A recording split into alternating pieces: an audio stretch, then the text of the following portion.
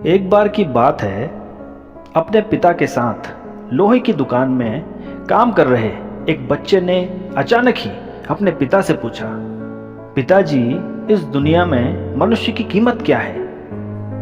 पिताजी अपने बच्चे से ऐसा गंभीर सवाल सुनकर हैरान रह गए। फिर वे बोले, बेटे, एक मनुष्य की कीमत आंकना बहुत मुश्किल है, क्योंकि वो तो अनमोल है।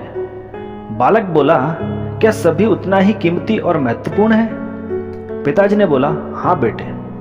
बच्चे ने फिर कुछ समझा नहीं, उसने फिर सवाल किया, तो फिर इस दुनिया में कोई गरीब तो कोई अमीर क्यों है?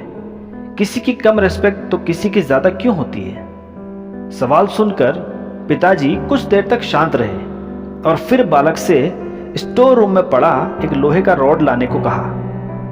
रॉड लाते ही पिताजी ने पूछा, इसकी क्या कीमत होगी? बच्चा बोला, 200 रुपये।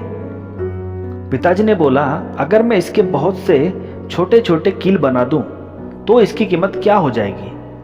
बच्चा कुछ देर सोचा और बोला, तब तो ये और महंगा बिकेगा, लगभग 1000 रुपये का। पिताजी बोला, अगर मैं इस लोहे से घड़ी के बहुत सारे स्प्रिंग बना दूं तो बच्चा बोला कुछ देर सोचने के बाद कि तब तो इसकी कीमत बहुत ज्यादा हो जाएगी। फिर पिताजी उसे समझाते हुए बोले, ठीक इसी तरह मनुष्य की कीमत इसमें नहीं है कि वो अभी क्या है, बल्कि इसमें है कि वो अपने आप को क्या बना सकता है। बालक अपने पिता की बात समझ चुका था।